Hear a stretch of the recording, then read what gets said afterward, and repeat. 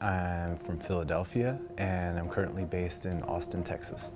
I primarily work with light and sound. I create site-specific installations that use live audio to activate immersive installations with light and sound.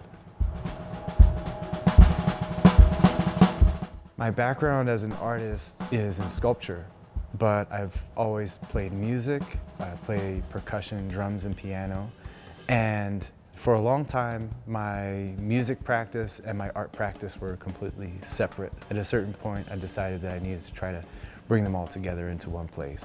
I've always been very interested in the visualization of sound, where those methods of building space in sculptural form and creating a structure and a composition could exist in one shared experience. Yeah, I'm very much interested in this relationship between sound and architecture. And my installations, they're always site-specific. So here at Bemis, playing with the structure of the beams and the columns, they've all dictated the placement of the lights, and the physical space between them is really connected to the architecture. The first iteration of Volumes was completely analog. It used fluorescent tubes. And I collaborated with Dan Green, who's the founder of 4MS Pedals. He makes modular synthesizers. And we created a gate that connected different audio channels to electrical circuits based on the threshold of volume. And the idea was to try to create a relationship between the volume of sound and the volume of space.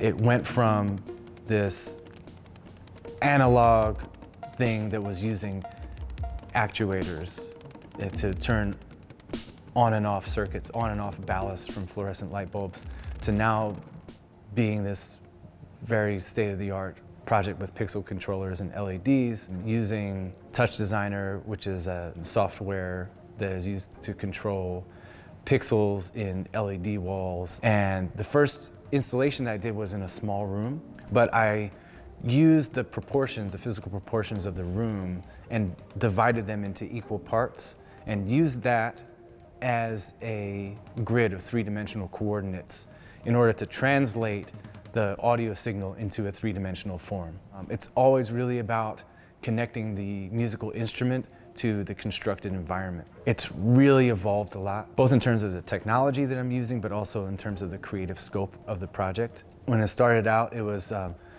just drums. It's expanded to include a lot of different instruments. This project at Bemis is going to be the first time that we're using MIDI keyboard. The project uses sensors on the drums or directly from MIDI input to activate the lights.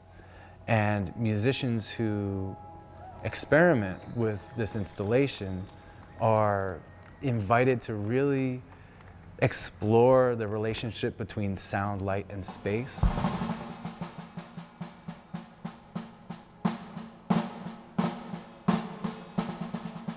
I'm interested in this reciprocal relationship between sound and vision, and how the audiovisual experience influences each individual performer's approach to their instrument. I've seen it change when I watch people sit down and play. They go from playing their instruments to playing the lights. And at that point, it's not just about the visualization of sound, it starts to become about the sonification of image. People are really responding to the visual experience, and it kind of dictates their ideas as they play.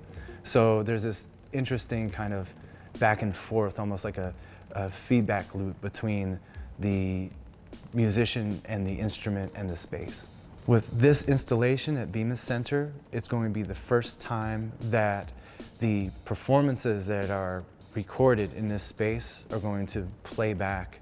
And as the exhibition goes on, more performances will be added to it, and it's really going to evolve and be this almost like an ecosystem in which creative collaboration kind of builds, and it'll get added to and develop over time, and excited to see how that plays out over the course of the exhibition. My work is inspired by audiovisual instruments that date back to the early 1700s.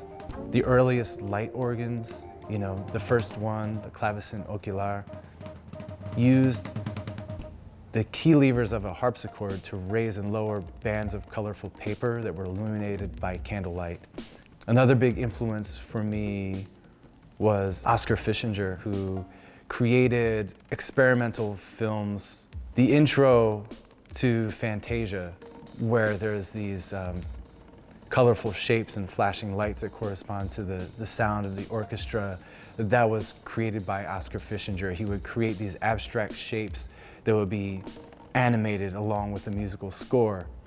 It's not just about the light and sound that artists use to create and compose with space, but it's about the absence of them and the balance between those things, the spaces between the lights. Leaving space, open space in a composition is always like an important idea for any visual artist. I think a lot about these different connections and parallels, and it's really about connecting the performer, audience, and space. The idea of the balance between those things being equally important, it's really something that you can physically experience, see, and hear in these installations and the way that the different musicians respond to them.